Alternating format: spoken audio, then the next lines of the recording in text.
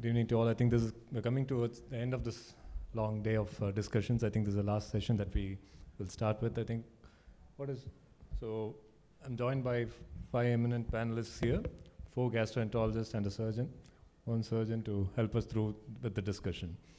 So we'll start off. The first case for the day is about colonic stricture in IBD. And just as been discussed in the previous case scenario, again the question comes whether it's benign or malignant. So we'll start off with the case scenario, then discuss the pros and cons and how to go about doing it. And this is the case for preparation of this case have been held by Dr. Priyansh, who's our registrar at Apollo Hospital. So this is a 27-year-old young man who had been diagnosed with ulcerative colitis about 10 years ago at his hometown in Bengal. Treatment details are not very clear. We don't have much of his baseline details available to us, but he has been treated with salsapirin and prednisolone. He's been on irregular treatment, has had multiple episodes of flares for which he has been treated, but has never been compliant with treatment. He discontinued his treatment 4 years back. Right now he's presented now with loose stools mixed with blood and mucus, Bristol 6/7 scale for the last 2 years or so, and has had significant weight loss, about 10 kgs, no abdominal pain or fever. On examination, he's pale, abdomen is soft, non-tender, no sinuses, no fistulas that we see. His lab shows anemia, hemoglobin of 8, WBC and platelets are normal, CRP not too raised, but about normal, 5 milligrams per deciliter, which is a little unusual. But he undergoes a colonoscopy. The plan is to see if there's any active disease, what are we dealing with. Interestingly, when the scope is passed up to 40 centimeters, when the rectum and sigmoid shows a lot of ulceration and inflammation, UCI is of 5. But at 40 centimeters from the anal verge, there is a circumferential luminal narrowing with ulceration in the proximal sigmoid. Multiple biopsies are taken, but then standard scope could not be passed beyond. So it was changed over to an endoscope, but still this stricture could not be traversed. So he undergoes a CT abdomen to assess what's happening proximally. So here we do see that there is a tight narrowing stricture here with mild upstream dilatation and some nodes around in the mesentery as well. So the CT says is an acute on chronic ulcerative colitis with backwash ileitis changes and a short segment, moderate to severe stricture at the distal descending colon with a few nodes. So the question to the panelists is like, first, again, it was recently discussed, is it a benign stricture or is it a malignant stricture? I would request Dr. Porchalvi to tell us about what proportion of colonic strictures are malignant in the setting of IBD. Is it benign or is it malignant? What would be your thoughts? Various studies have shown, various RCTs, retrospective studies have shown different data of the colonic strictures in IBD turning malignant. Mostly the range of colonic strictures during the follow-up turning malignant is around 3.5% at the end of 10 years and up to 5% at the end of 20 years follow-up. So predominantly, I think in majority are still benign, a small proportion, maybe about 5 to 10% could be harboring a malignancy, particularly in the colon. So are there any clinical pointers towards malignancy in the setting of a colonic stricture? Dr. Preeti, clinical or radiological, any pointers that you feel will guide us, will give us warning bells that should ring in the clinician's mind. One is the age of onset, the younger age of onset, duration of disease, patients who come with chiefly obstructive symptoms, tight strictures, and resistant inflammation or significant pancolitis at the time of diagnosis. And when there's significant proximal dilatation, especially proximal colonic strictures in a background of long-standing IBD. And when you present as a stricture, as an index stricture, in a background of a long-standing IBD, these would be warning signs to look out for malignancy in this presenting stricture. Sure. So there are some few clinical pointers that can help us, but the question is, how do we go about evaluating further? Just now we had a talk about detecting dysplasias in IBD, but do advanced endoscopic imaging methods help differentiate between malignant or benign colonic strictures and IBD? Dr. Mahadevan? So, in pertaining to the stricture is concerned, I don't think any tools to identify whether it's a benign or malignant. You need to take biopsies as many as possible. Still, you are not very sure whether you are dealing with a malignant or a benign strictures. So, I mean, there are no endoscopic tool per se to identify whether it's benign or malignant based on endoscopy. I mean, anything, the audience, anybody want to add anything, their experience? Is there anything else? Is there any endoscopic pointers, anything that will help us have an idea as to whether it could be benign or malignant, short of a biopsy? Vascularity. So more vascular, you feel it's likely to be malignant. Or tumor vessels. Adenomas. Okay. Sorry? How sure can you be with this? And Exactly. Does That's it what really I'm make a difference? So that's what, I mean, it could only be pointers, but if the biopsy comes back as non-malignant, let us say it's benign stricture, if it comes back, are we happy that it is only benign, or are we reasonably sure that it is not malignant? How could that be? Anybody can have that question and answer. A negative biopsy does not rule out malignancy, and I don't think, I mean, so many papers and so many studies have shown that really there is no endoscopic tool per se. Diagnostic criteria should include imaging, again, which may not be conclusive, but may all be additive to give you a leaning either towards benign or malignant, but negativity definitely does not rule out malignancy. In fact, resected specimens for features of obstruction have shown malignancy, which only goes to say that endoscopy and biopsy is not the gold standard to rule out malignancy. So, I mean, in the morning we did hear about a lot of endoscopic options for strictures. So, I mean, what are all the possible options that we had some balloon dilatations, we have heard about, stricturoplasties being done where you cut open and then place some clips to keep it patent. So, can endoscopic therapy be considered in such a setting at all, or is it only going to be surgery, supposedly? So endoscopic balloon dilatation, there are limited retrospective studies and the outcome has been studied to be up to, the success rate was up to 30% and the follow-up of 40 months. So the dilatation, endoscopic balloon dilatation can be performed for a native or anastomotic stricture up to 4 to 5 centimeters, and graded sequential dilatation, balloon dilatation is done up to 18 to 20 millimeters. But EBD is not recommended when there is an Active.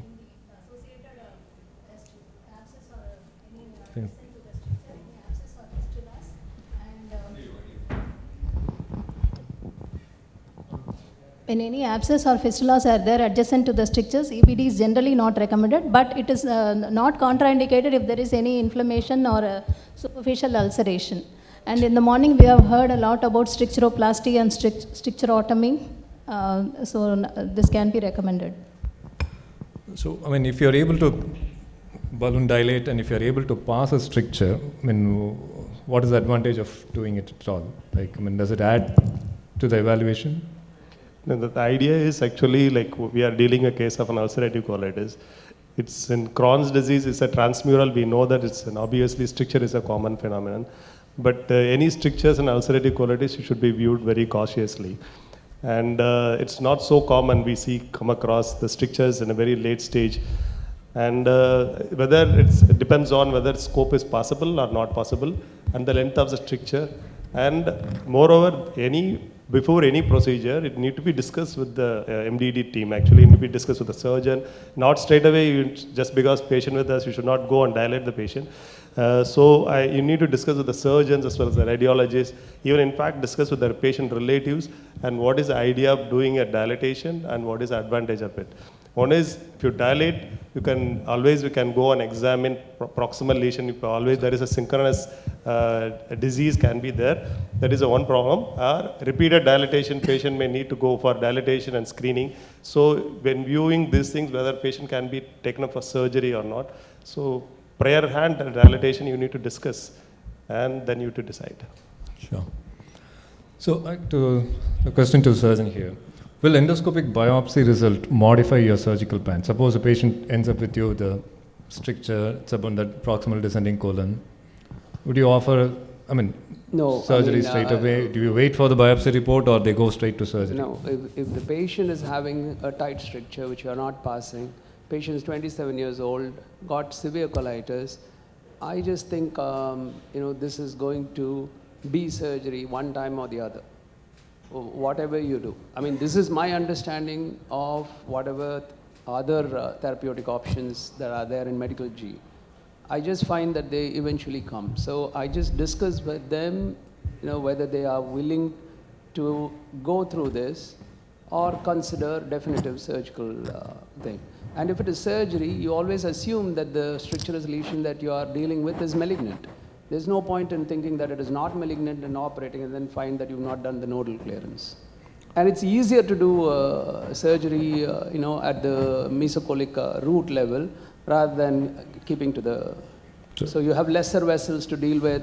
I think it's a simpler operation considering that it's malignant. So it'll be like an oncological surgery is what you prefer? All of them. But in this gentleman, suppose let's say this 27-year-old, this is a poorly controlled ulcerative colitis, presents with stricture. What would be the surgery that we offered? It's a proctocolectomy or it's just a segmental resection that... I would think, ulcerative colitis, I really don't know whether he had pancolitis, but even otherwise, I would probably counsel him to consider total colectomy. With a pouch? Again, a pouch, first of all, I know that there is a stigma with the stoma. The patients are probably terribly concerned about the stoma. I'm not entirely sure whether the medical community also looks at it like that. The ileostomy, if they really want it continent, can be done, but it comes with its own problems. Trying to construct a continent ileostomy is technically possible, but comes with significant, additional surgical stress to the patient, sometimes fails and all that. So once you counsel them, well, I personally think most of them would opt for a end ileostomy, and especially in this case, the rectum was involved. So I think ideal is to do a proctocolectomy and give him an end ileostomy once and for all. Right. So what is the house feel? What options are there? Do you have any difference of opinion that? Yes, please, sir. Mike is there. He is a young patient with a stricture in the left colon. My option would be to do a total colectomy, ileostomy, and a mucus fistula.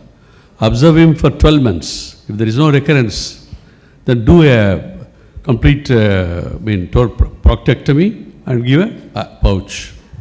It's a two-stage procedure. Yeah, that's correct. Okay. Param, I have one comment. Actually, always we think the stricture is always suggestive of malignancy, but it may not be true. Because this is one of the literature which is published very recently, that stricture is always not a de novo for a sign of a malignancy. Yeah, that's no, we had it. Only 10% are actually malignant in the setting of IBD also. So whether the patient is symptomatic, age into consideration, and whether they are responding to biologicals, there are many other factors which decide that to go ahead with the surgery or just to watch and do surveillance. No, but if short of surgery, do we have good medical options when the patient is already strictured? It depends on, if it's symptomatic, definitely you need to go for a surgery. Symptomatic strictures which are not dilatable, you can't enable to dilate and pass a scope. So definitely you need to do a surgery. Suppose we end up on doing an endoscopic therapy, how do we follow it up? What will be our protocol to follow these patients? Suppose he's not ready for surgery, let us say. Suppose the patient is not right away ready for a surgery and you opt for an endoscopic balloon dilatation or endoscopic therapy. So what will be the follow-up that you would suggest? Actually, in fact, most of the data is for Crohn's disease. In fact, there are no clear guidelines like how often you need to, after dilatation, how often you have to go and screen. It depends on most of the patients will be pancolitis. Definitely when there is no dysplasia is there, and you need to every 2 to 3 years. Depends on the underlying pathology. Fine. So this patient, coming back to this patient, his biopsy from the sigmoid stricture had shown a poorly differentiated adenocarcinoma with signet cell features in a background of severe chronic active colitis with mucosal ulceration and granulation tissue. MDT discussion was done, and finally the surgery was offered, followed by adjuvant chemo. Total proctocolectomy with ileal J pouch was constructed with ileoanal anastomosis and the diverting loop ileostomy. Sigmoid colon, on intraop, they found a sigmoid colon stricture for about 8 to 10 centimeters length without any local infiltration.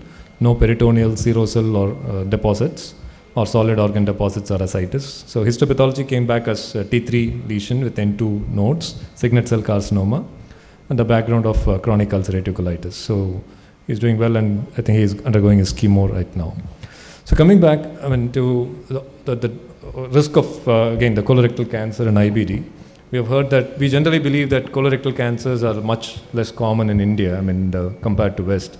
Dr. Joseph, what are your comments? In general, in a general population, the risk of colon polyps or malignancy is less. But does it translate in a similar way to patients with IBD? No, in India? In CRC, IBD, it is more younger in onset. It's usually around 40 years, whereas in sporadic, it is 60 years and above. And it is more in the IBD CRC, it's more on the right side of the colon, and more metachronous, more synchronous lesion is seen. And prognosis is poor, and there is high mortality rate, high obstructive symptoms in IBD CRC. So the outcomes are much poorer when you have a CRC in the background of IBD. And does it differ in India? Are we at a lesser risk, or are we at more risk compared to the West? Relatively lesser risk compared to West.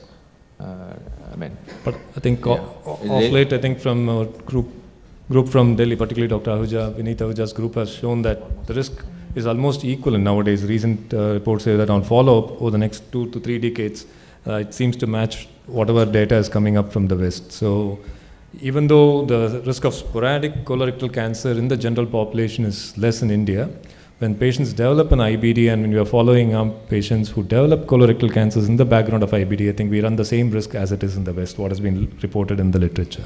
Dr. Prem? Yes. I think on CMC data that was published in 2005, the incidence of malignancy in colorectal, IBD in the background of IBD is low. Correct. Compared to the So West. this was like earlier studies, but now the current one, what they have published in 3 years back. Actually, in fact, probably the cumulative incidence after the second or third decade probably seems to go up. So it's going up because of the long duration of illness. Again, the duration of the disease seems to matter, and I think we run the same risk as in the West once the duration of the disease is pretty long. So what are the risk factors for developing CRC, colorectal cancers in the background of IBD? I think Dr. Tawfiq had discussed about this, so I can just go through this. Involvement, pancolitis, or in Crohn's, if there is at least more than 30 to 50% colonic involvement, moderate to severe endoscopic and histological active inflammation sustained over time, history of primary sclerosing cholangitis, family history of colorectal cancers in first degree relatives at age less than 50 years, and also any presence of stricture or dysplasia. They all fall into high risk, and they have to be screened every 1 year. So, but when do we start screening patients with IBD? When does the risk really increase? We saw that by the second or third decade it is as bad, but when should we be concerned about looking for colorectal cancers or dysplastic lesions? Generally 8 to 10 years of all IBDs, and if you have look at the pancolitis, at least 8 years you have to start screening, or left-sided colitis at least 12 to 15 years. This is what guidelines says. And depends on the high risk factor, high risk or average risk or intermediate risk or low risk. So based on that, the screening modality varies. With high risk, you need to do it every year, and if it is intermediate, every 3 years. Then the low risk, that may be every 5 years. Fair enough. So I think these are basically whatever has been exposed or been told in the West. Probably we don't have individual data from India, but I think we are just following whatever has been explained in the West. Is there any role of any chemo prevention for cholera? Has been proven role for chemo prevention when we know that, there are so many areas where we see, like in hepatitis and liver disease, where we see that once you control the inflammation, possibly the risk of cancers come down. But has it proven or has it translated in IBD? What has been the discussion? This CRC in IBD follows that inflammation dysplasia pathway. So there is anecdotal reports that if there is good control of inflammation, there is a reduction. But this inflammatory, we can give mesalamine immunomodulators and biologicals have been tried in various studies, but there is no, it's only a conflicting data. And other things like which doesn't reduce the inflammation, like UDCA and Polycase have also been tried, but there is no guidelines, there is no proper guidelines for these drugs. That's right. So many drugs are being tried, I mean anti-TNFs are all, but I think right now we don't have enough data to say that they prevent colorectal cancers. They are very good at controlling inflammation, but whether the risk of colorectal malignancies come down is not very clear. So to summarize this case, I mean, we've looked at what are the management issues in colonic strictures. I think it's complex, about 10% or less than 10% could be malignant, so there is a worry that we may be missing out a malignancy, particularly in colonic strictures complicating IBD. Surgery as a standalone therapy has been there for a long time, but there are certain niche areas where you can think of endoscopic options also, but this has to come after a good multidisciplinary team which reviews it in consultation with the patient. And here, IBD-related colorectal cancer is likely to be as common in India as in the West, and surveillance colonoscopy should ideally begin after about 8 to 10 years of diagnosis. And the surveillance interval varies according to the high-risk features, or whether they fall into the moderate or the low-risk features. And at present, unfortunately, we don't have any proven chemoprevention strategies for IBD-related colorectal cancers. If there are any questions or anything that the House would want to ask before we move to the second case, any other points that they would like to discuss? Sorry? Mike, please. So how frequently we'll be going for greater dilatation, sir, in case of strictures? How frequently do the dilatation? Every 4 weekly interval, once in 4 weeks or 8 weeks, so what is the greater interval we'll be taking, sir, for dilatation? Yes, sir. As early as possible. But will it also change depending on the activity of the disease surrounding it? If there's an active EBD, we also treat the disease per se and then try and see if they require one.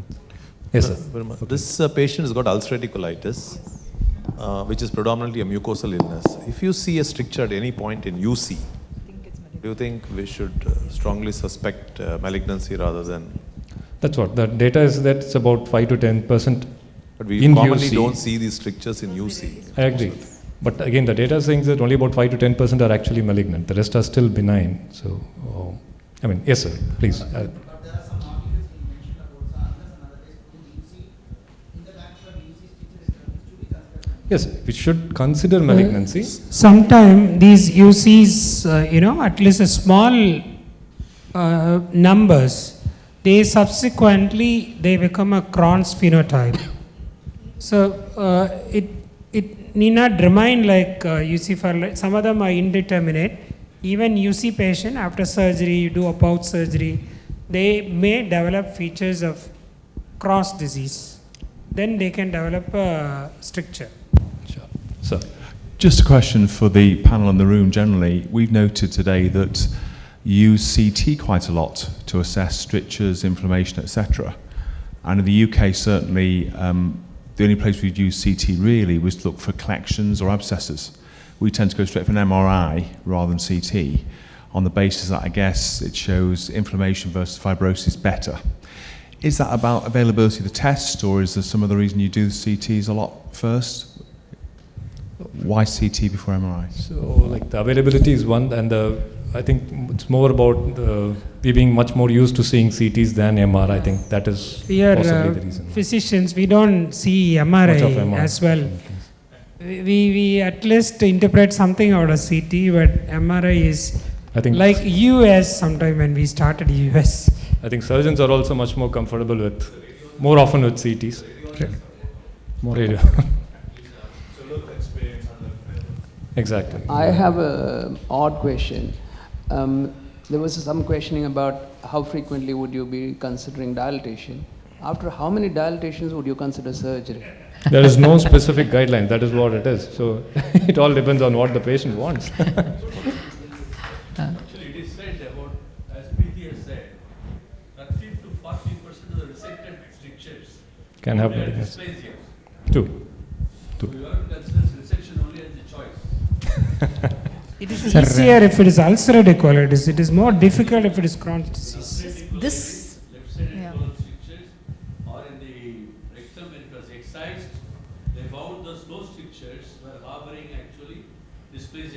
about 30 to 40%. Dysplasia will be there even in places where there is no stricture.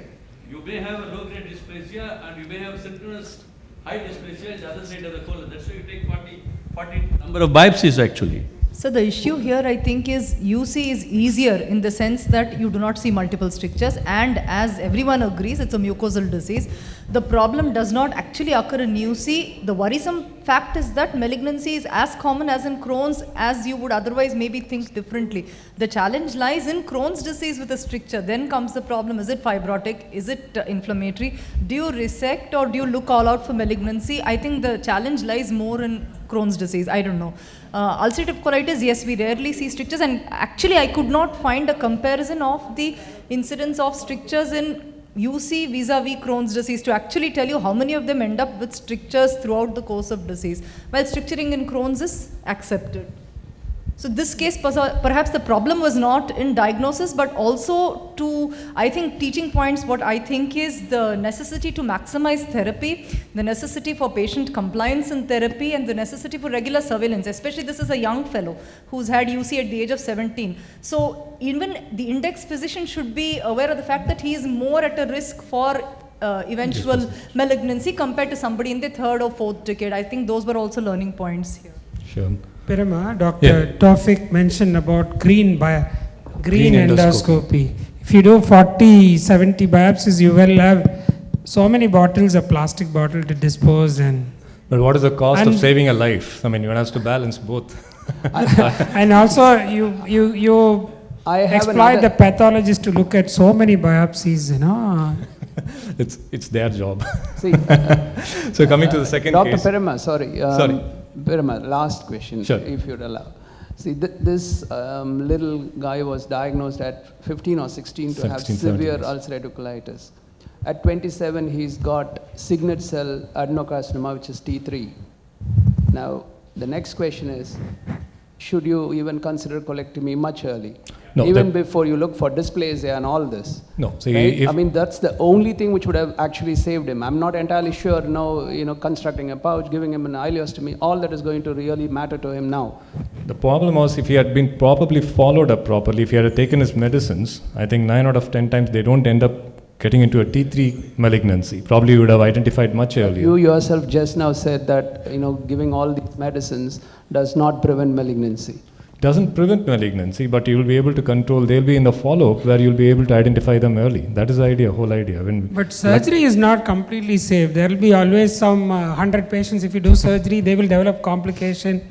Some of them might die. Do the surgery with least complication, which is an ileostomy. No. Okay, I mean, you can't beat the statistics. We'll move to the next case.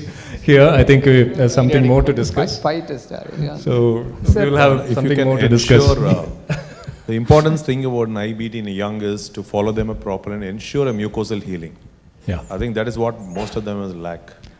In fact, I see some of them using steroids by themselves, and there's also the fault of the physicians who drink.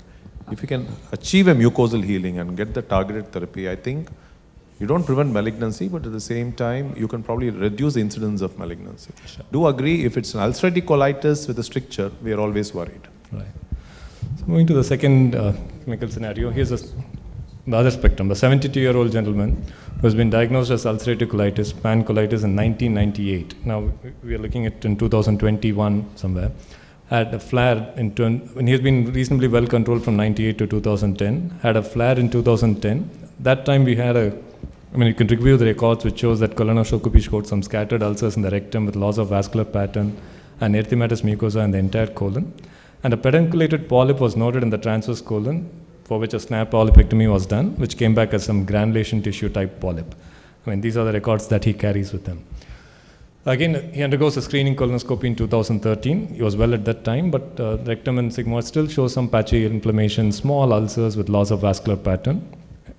The histopath comes back as some destructive patchy chronic colitis. There are no polyps noted at this time. He's continued on a maintenance therapy with salsopyrin alone. Till 2018, for about 20 years, he's been pretty regular with his medicines. But from 2018 on, he stopped his medicines, and in between COVID came and he stopped he didn't even go back to his physician. His comorbids are, he's had a bronchial asthma for which he's well controlled on inhalers. He's undergone a left hip replacement about 6 years back. So this time around he presents with the flare, with the blood mixed in stools and mucus in stools for the last 3 weeks, 6/7 Bristol scale. He's well thin built, malnourished, BMI of 14.9 kg per meter square, no pallor or pedal edema. His abdomen is normal, no significant findings. Hemoglobin is reasonably good at 11. CRP is raised. He undergoes a sigmoidoscopy that shows loss of vascular pattern with few erosions and friability, contiguously involving the rectum and the sigmoid, and a few small 3 to 5 millimeter sessile polyps over the distal rectum, as you see there, and the biopsies are done. And histopathology, that comes back as a mild to moderate chronic colitis with focal activity and gland distortion. The rectal polyps comes back as superficial fragments of villous adenoma with low-grade to focal high-grade dysplasia.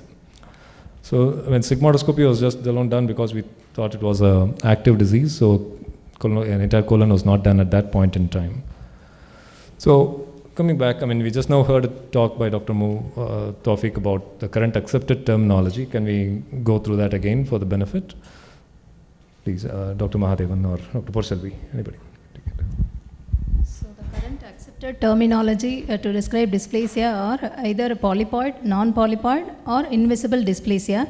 In polypoid it can be sessile or pedunculated, and non-polypoid it can be flat, flat elevated or flat depressed. And invisible dysplasia not seen by the endoscopist within presently or in the previously inflamed mucosa. In addition to this Paris classification, we also report the lesion size, morphology, border clarity, ulceration, location, if within the area of the colitis, and completeness of resection, if any special technique is used to visualize the lesion. So I mean, there are some of the earlier terminologies that were like used, DALM, that is dysplasia associated lesion or mass, and adenoma like mass, flat dysplasia are no longer used. They are not acceptable nowadays. I think they've changed over to more of this new current technology which incorporates the Paris classification. So I mean, we have already heard him talk, but I think that's already been covered. I think Dr. Mahadevan can guide us. What are the recommendations for screening with a white light endoscopy? What is the biopsy protocol that you would want to follow? Ideally, the recommended is high definition colonoscope, that is recommended. In addition to that, if you have a facility for NBI or dye-based chromoendoscopy is preferable. And the most important thing is that targeted biopsy is the preferred options. And there are situations where there is an inflammation or a tubular colon or some PSC. There are specific situations you can take random biopsies at every 10 centimeter, 4 quadrant biopsies can be done. Exceptional. Most of the situation you need to take a targeted biopsy wherever there is any abnormal visible lesions. Yeah, but I think we just now heard that if you do a white light endoscopy, I think apart from biopsying the suspicious lesions, I think it probably is worthwhile taking targeted biopsies in each segment when you do just a plain white light endoscopy. But is there any better role? I mean, Dr. Preeti can answer that. Is there a role for this chromoendoscopy or an NBI in detecting dysplasias? If you look at comparisons with the high definition white light versus say chromoendoscopy or NBI, the detection of dysplasia or its after effects is somewhat similar. Rather, one does not offer a significantly higher benefit over the other. However, if the initial endoscopy has been white light and you've biopsied normal looking areas which show evidence of dysplasia, this has to be then followed up either by a dedicated NBI or by a good chromoendoscopy during withdrawal. More important than all this is to perform even a good white light high definition endoscopy, careful surveillance. That is more important than taking random biopsies. So a careful surveillance over the entire colon during withdrawal is important. So if you actually, at the end of the day, both are similar in terms of yield, but this would supplement, especially when you found areas of dysplasia. One other place where NBI or chromoendoscopy may be useful is when there is extensive polyposis in the colon, whether it's pseudo or inflammatory polyps. You want to see whether there is polyps other than these two. There, a bizarre vascular morphology or polyps in the absence of adjacent ulceration of inflammation where there is an index of suspicion of malignancy. Here NBI might aid to delineate a better vascular aberration or morphology in those areas. Right. One of the common problems that we face is, like particularly in ulcerative colitis or Crohn's, is that quite a few patients have pseudopolyps. So is there a way of differentiating one from another? I understand that when you say when you use a chromoendoscopy or a narrowband, you are able to pick up additional subtle polyps which we don't see on white light. But when whatever you see, when you see large pseudopolyps, which we think is pseudopolyp, is there a way of telling one from another endoscopically? Pseudopolyps? Or do we go about resecting everything? What should be done? Definitely not. Resection en masse or large-scale resection is, or even biopsy is actually not recommended. It is not a viable option. Pseudopolyps or inflammatory polyps. Pseudopolyps per se are normal mucosa. It's the inflammatory polyps or other polyps that cause confusion. NBI is important as an adjunct, but also it depends on where pseudopolyps are found. If they are found in between areas of ulceration, and they look more glistening, more frond-like or villiform, likelier to be. These are all only endoscopically suggestive criteria to say they may be pseudo vis-a-vis inflammatory pseudopolyps. If you find isolated polyps or lateral spreading polyps, polyps with bizarre shapes in the absence of active inflammation in the surrounding areas, these might, push the endoscopist to look out for malignancy in these areas. Then decide on polypectomy vis-a-vis resection. Anybody else has anything more to add or the floor? Yes, sir, please. So, mic is there. Just going back to that biopsy that was taken on the rectosigmoid sessile polyp. Anytime you see a sessile polyp where there is consideration for EMR, then or at a later time, it is not a good thing to take biopsies, because you're going to create fibrosis, and that's going to be pretty difficult later to do a proper endoscopic resection. So, I mean, what would be the way forward, and what do you do in your practice? Just it has to be an endoscopic resection. It has in the same setting, or you call back sometime later? Call back sometime later, or if you don't do it, you just send it to the person who is doing it at a later time. But that person will have the disadvantage of fibrosis doing the procedure if you have taken biopsies. I mean, how significant is this? I mean, with the EMR and with these ESDs, I mean, I do understand that there is a risk, but does it, I understand that if it can be completely en masse, if it can be removed, it is good, but if it shows an invasive cancer, like then patient has to go so the decision goes in favor of but surgery. It may not be the case. Yes. So, right. I mean, that's where the question is, we have targeted, then we have this question of this routine random biopsies that you take in segments everywhere, even though not even in suspicious areas. The recommendation still now, when you do a surveillance colonoscopy, is to take biopsies at certain areas. So why is that? No, rest of the areas are fine, but if you see a sessile polyp, that has to be completely resected. And then if you are capable of doing it there and then, that's fine. If not, if you're going to do it at a later time, you or somebody else, don't take biopsies. Not to take biopsies. Does everyone agree with that, or is there any difference of opinion that you would have to In fact, ulcerative colitis will have a lot of inflammation or submucosal fibrosis already, which is very existing in this particular case. Is it going to make a difference? Because, I mean, here there is, without inflammation, you can able to identify, characterize the lesion. Already inflammation and scarring, and already the entire morphology will be changed. You cannot completely identify only with, high definition colonoscope alone. This is my humble opinion. But macroscopically, what we have seen as a sessile lesion, that has to come out completely. Completely. Okay. So, when this gentleman, what we did was we treated him, since it was an active disease, he gets treated for his flare. Had a repeat colonoscopy done about 3 months later. Again, a question to the floor. In Barrett's and other places where we find an active inflammation, we repeat the scopies after we treat him for reflux, after a good course of PPI and all that. That sometimes seems to downgrade the high grade to low grade, or probably we assess it better. But does it hold good for IBD also? Like when you have to take a call on dismiss things. 75 years old. Right. No, this man is 75, but in general, what I say is, do we repeat or do we take a call on the dysplasia when there's an active inflammation, or should we consider, or when do we classify it as high grade, low grade, or should we take it only when it is quiescent? Colonoscopy is quite unpredictable to reach the same space, same place, and you can't have measurements 30 centimeters. So next time also we treat the same place. It may If be it is a the visible wrong- lesion, if it is a visible lesion like this, Yeah. gentleman. Second time what you see may not be the same Yes. lesion.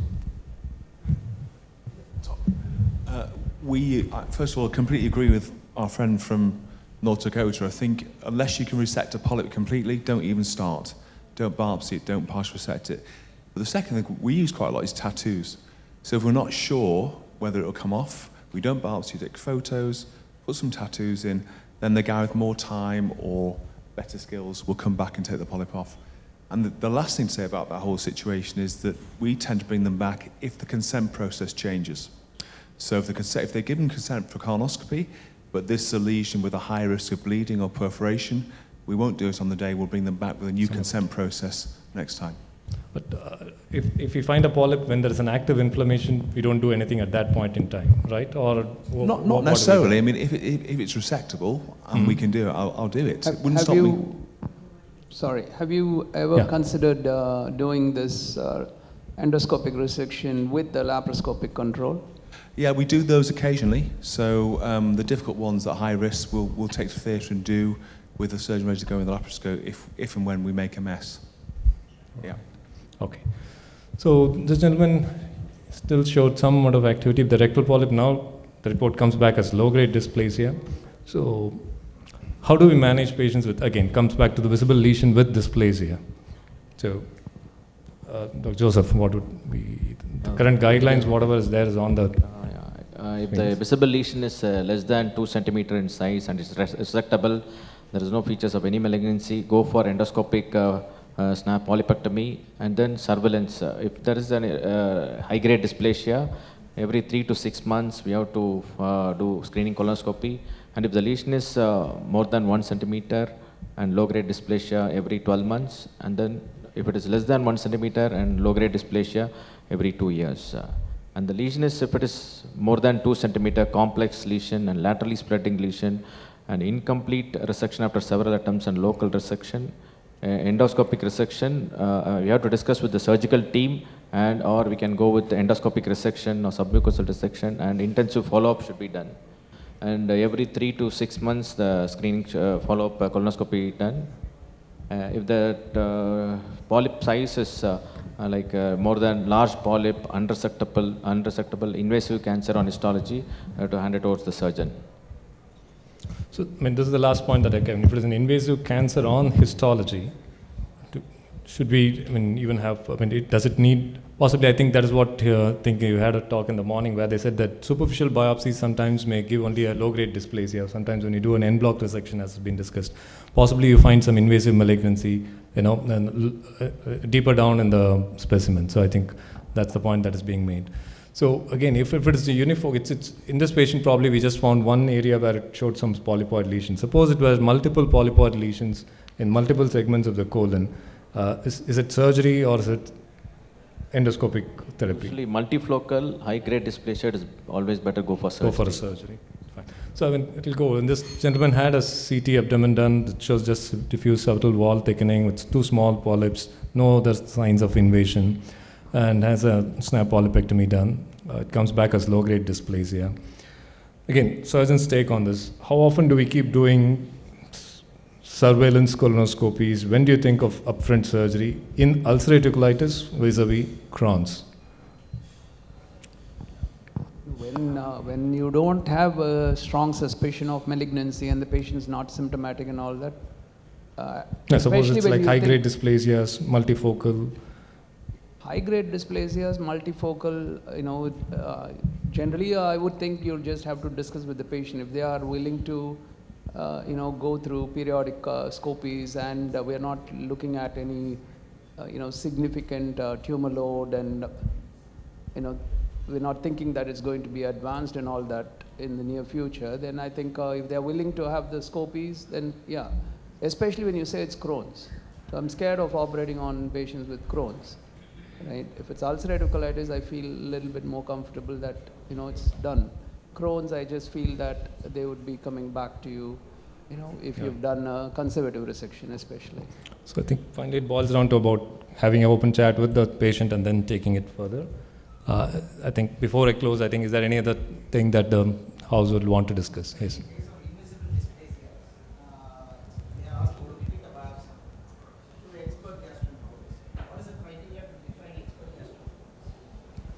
One who has done better, or some high center which has a high volume?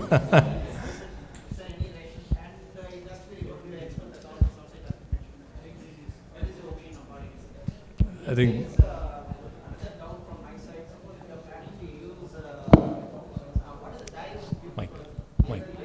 Mike, please.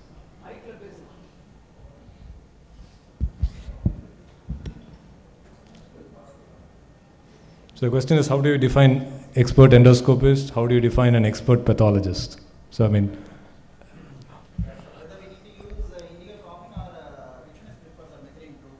I think Spray method, or we can go for open check. what is the more experience, the panelists here? Spray catheterization.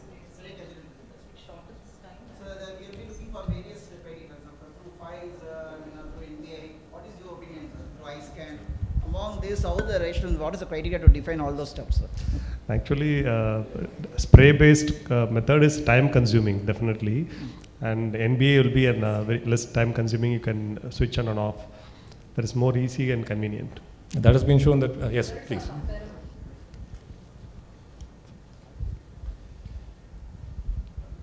So, Mike.